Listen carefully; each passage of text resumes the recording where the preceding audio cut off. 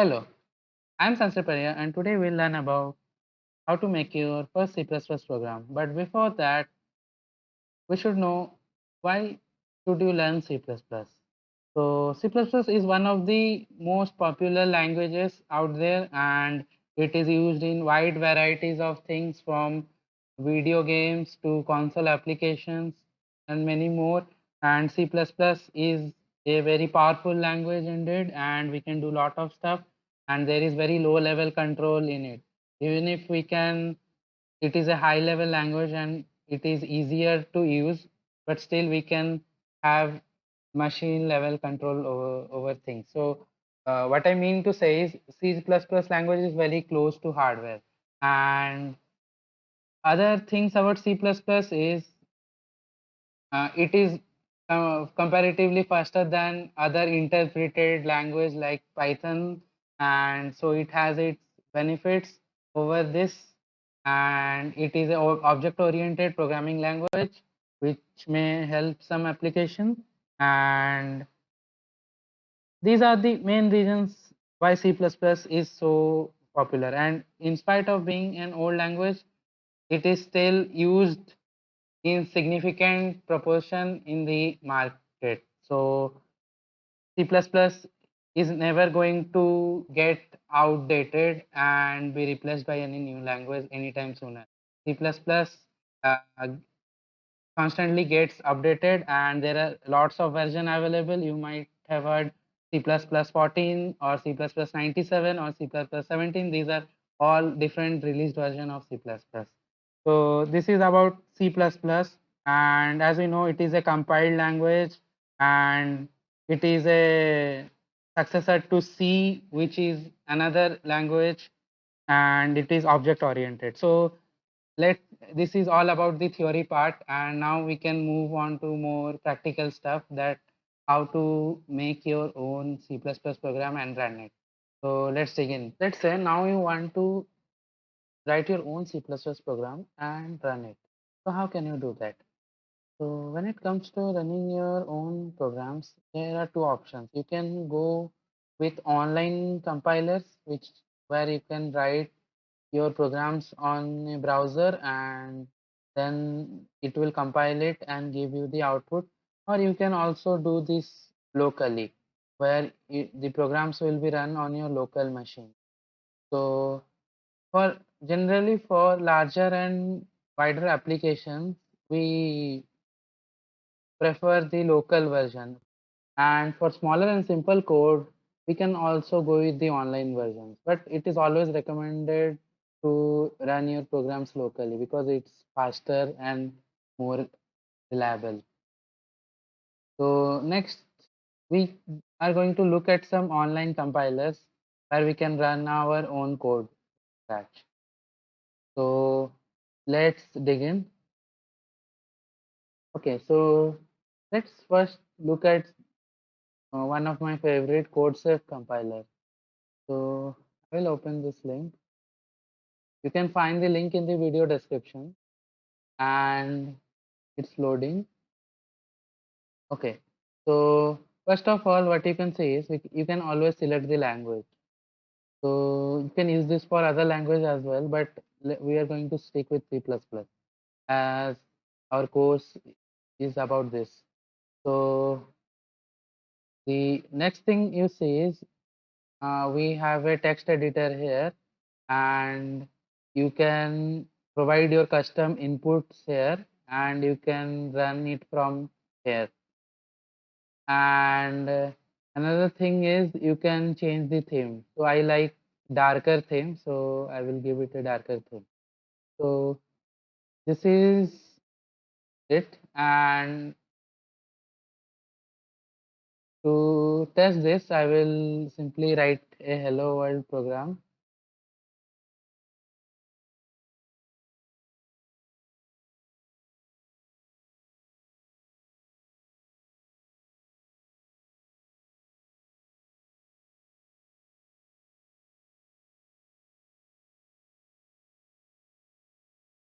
So it takes a while and you can see the output is successfully printed. So this is one of the compilers you can use to come test your code in online medium. So we'll also look at the other options next. So we are back here and we'll look at another online compiler. So let's go there. So it's opening. So this is onlinegdb.com, and you can also similarly write your program here. First of all, you will have to select your language here. The good thing about this is providing variants of C++ also, like we have C++ 40, 14, 17 and Turbo C. So we'll stick with C++ 14, and you can also, I'll be changing this code a bit. And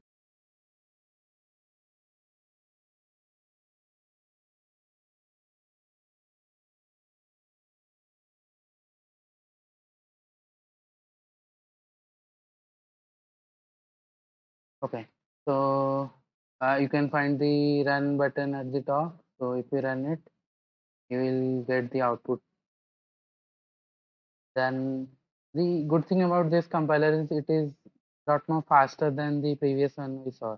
So these are the two compilers I like in online versions.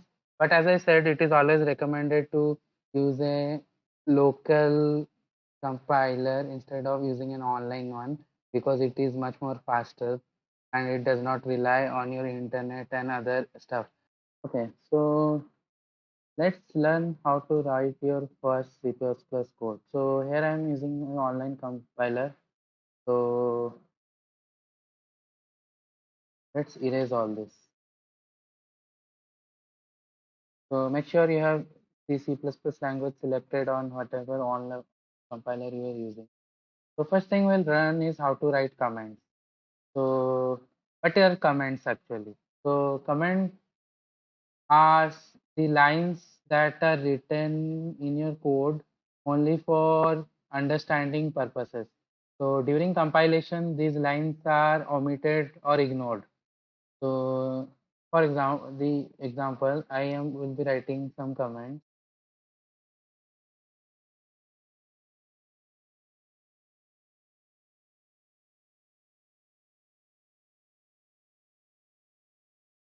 So what happens is, so syntax for writing command says you begin with two slash.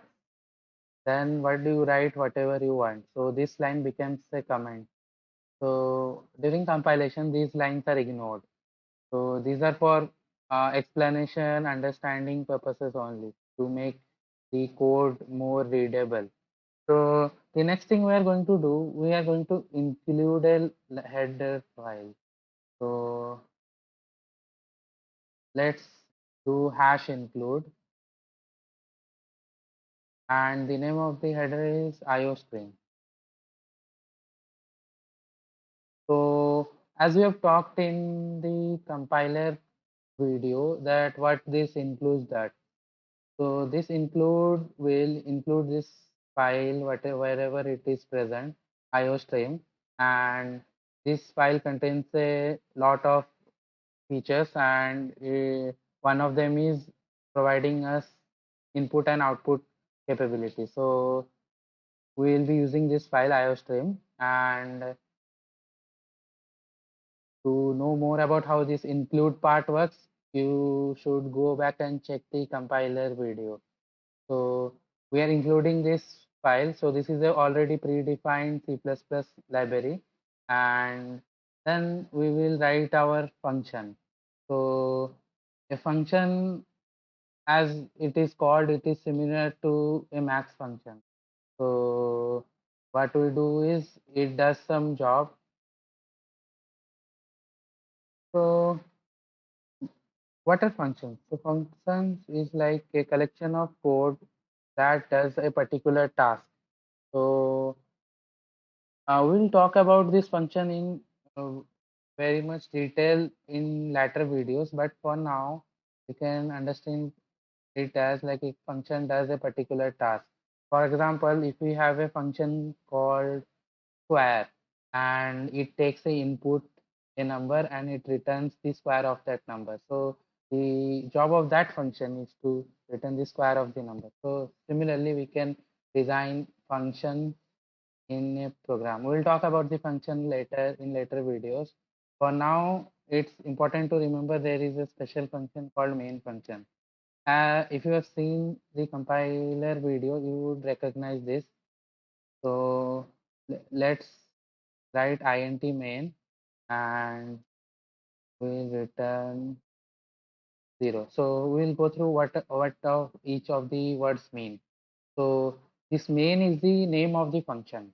So every function should have a name, and we said that main is a special function because whenever we compile the code, the after compilation the linker searches for this main function and this determines the entry point to the executable. What that means is whenever we run this code, the execution starts from the main function by default. So for the syntax may vary, but for some compilers, it is mandatory that this main function should return a integer value. So the before the main function, we write int. This defines what sort of value will this function return. And what this return part does is it returns 0 at the end of the function. So at the end, we return a value that is integer and that is 0. So this is our function. If we run this, this should run without any error. So you can see the program executed with exit code 0. So we can try other thing also. What happens if we return 1? So it doesn't vary. So basically this is it. So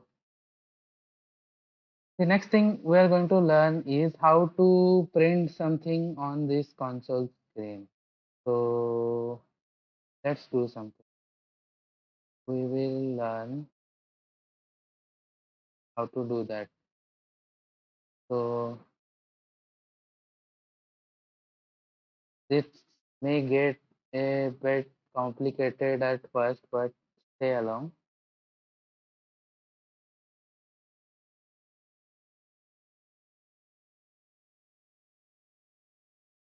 So let me write this first. Okay, so we are there. So I have written a line here that should be printing a word at the output. So you can see we are printing hello world at the output. So how this is working? So let us understand this statement line by line. So first of all, let's do a quick recap. This include is responsible for including a predefined library called IOStream, and we have already discussed how include works. And this is a special function int main where the execution of our program begins. So inside this function, we wrote the first line, that is this line, and it is somehow printing hello world at the output. So let's understand what is happening. So std colon colon cout. So we will understand why we have written this. For now, let's assume this whole part is the output stream of the program. So what is happening is this is a string, and the syntax for writing string in C++ is it should be enclosed in double quotes. So string is basically a group of characters. So we have a string, or we can say a message, and we want to print it. So what happens is we put this string to this output stream. So what output stream is, okay, so for now we can think of it is a way of giving output to the console or the monitor. So you can think of it like this. So we will be covering the standard input output, how to do them in detail in the later videos. For now, you can think of this is a way to output whatever we want to display in the screen. So for example, if we want to print a number, let's say 8, we run this and this should print 8. So what about this last part? We can actually omit this part also, it shouldn't matter. So it is printing 8. So we can do other stuff also, we can print real numbers. So yes, it is like that. So what is this is doing is, uh, this part is responsible for output. Let's assume this like this, and we can print whatever we want by using this cout. So the standard way of outputting something in C++ is using the cout, and we have another term called cin, which is input stream, and we can use that to take input from your keyboard. So we'll talk about that later, but this is how cout works. So what about the thing we did at the end? What is this end L? So let me do something to explain this. So we have this line and we do another print statement. So we do another print statement. This time we print I. So we run this. So you can see that high is printed after 8. There is no next line. So what I want to show you is what happens if I add this part.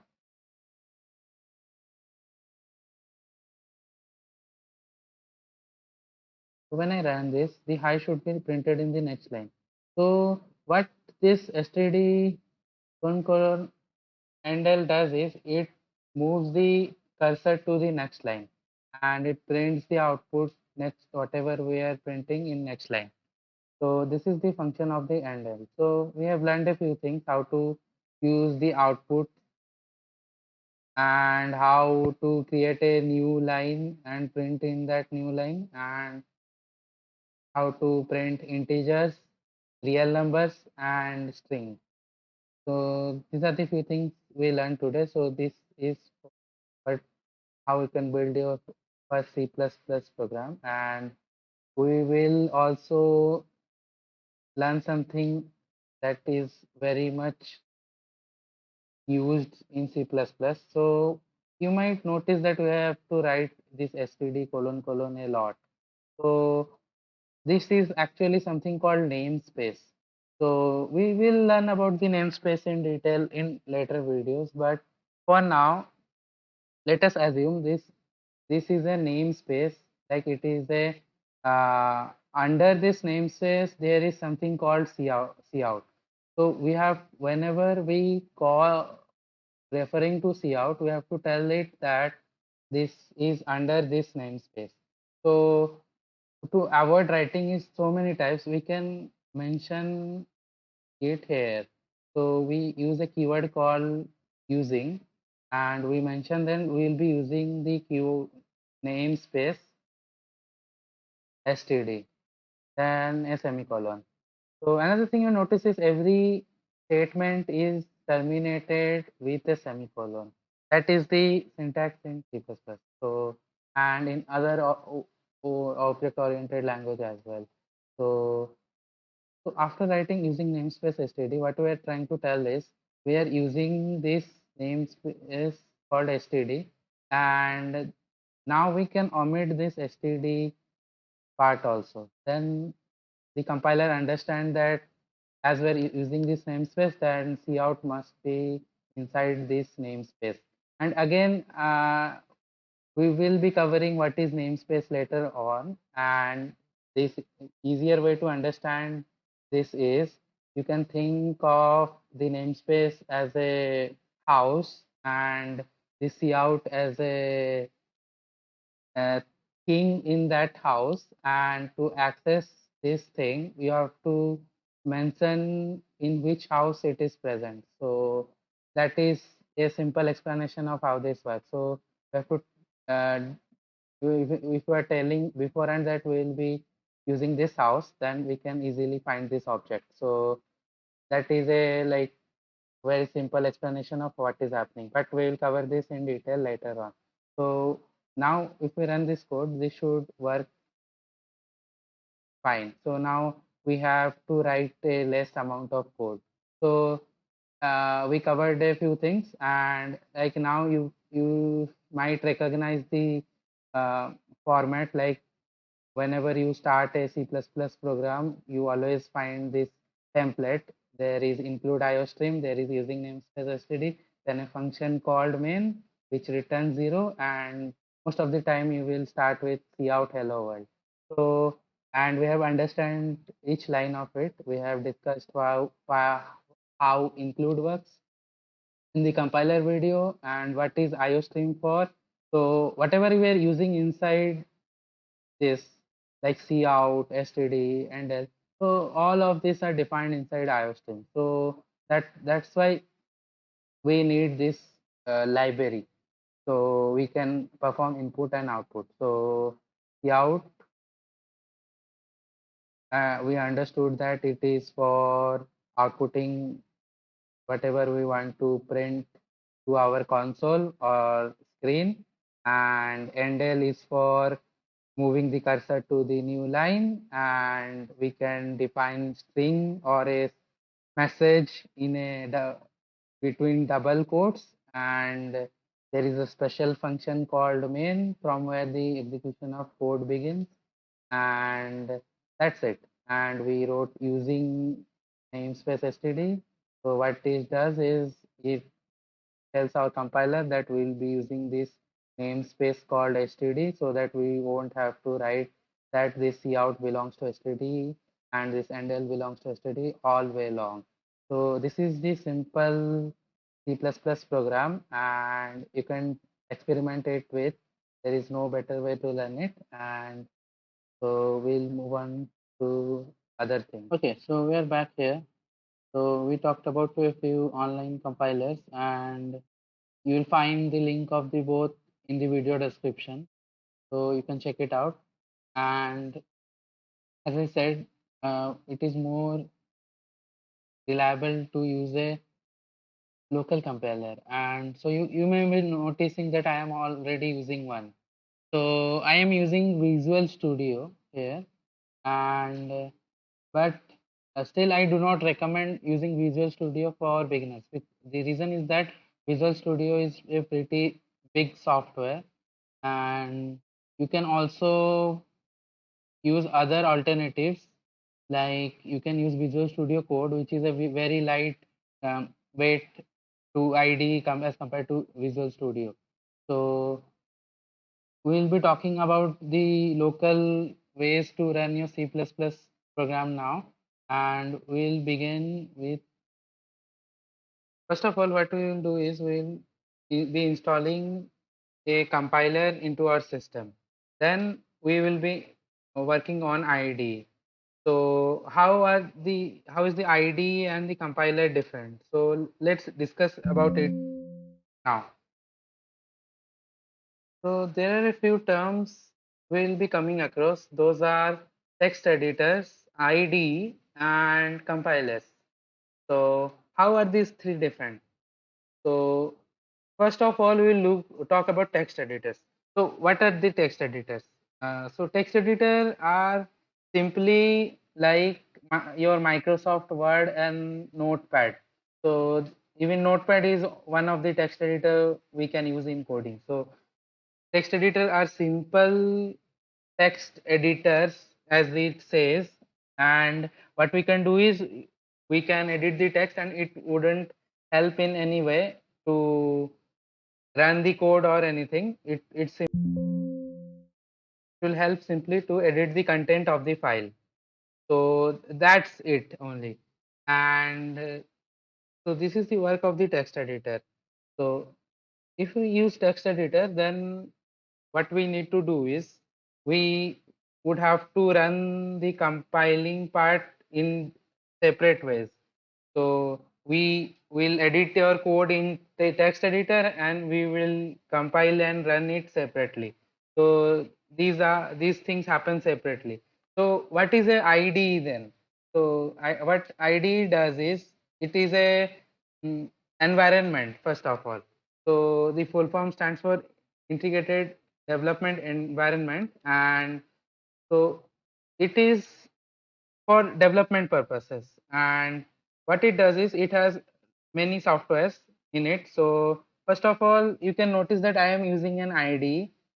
And so a few advantages of using that is, like as I said, text editors and compilers are different. So in IDE we can compile where we are writing the code itself. So for example, I am writing my code, I have some written code here. I can run this code from this IDE itself. So this is one of the advantage. So we do not have to go separate ways. So the other features of the IDE, apart from merging the text editor part and the compiler part, is it also supports debugging options. We'll talk about those later. And what it does is almost similar to the text editor. It highlights the keywords, and it also suggests autocomplete in some case. For example, what I am going to do is, let me zoom in a bit, and I am going to suppose write something. So let's say I'm writing something. So it is suggesting the possible options for me. So this is how it works. So like IDE is an environment and it has lots of features and it helps in development of an application. So it has text editor and compiler and debugger, everything built in. So to save the hassle. So that's it for ID. Okay, so I will be providing you a link to videos how to install this compiler into your system. So we'll be installing GNU GCC compiler, and we're not covering this in our video because there are already a lot of resources on how to do this online. So we'll be just giving you the links of the video that will help you to install this compiler online. Then what we would be doing is we would be installing code blocks. So similarly, the links are in the video description, how to install code blocks onto your system. So pause this video and do this step first. Install the compiler, then the code blocks. So then we will talk about making your first CPP file. Okay, so we have code blocks open here, and now we'll learn how to create a first C++ program in blocks here. So as we have told you earlier, you have to install code blocks and GNU GCC compiler beforehand. If you haven't, go and check back the previous video is in the description, and you will have to install these two first. So let's move ahead. And first of all, this is the ID. So we will be having all the features as we talked about earlier. So first thing you need to do is we have to create a new project. Then you will be prompted about different kinds of project. You have to select console application. Then select go. So click on next. Then select C++.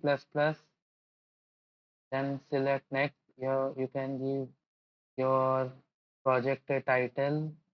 So let's call it,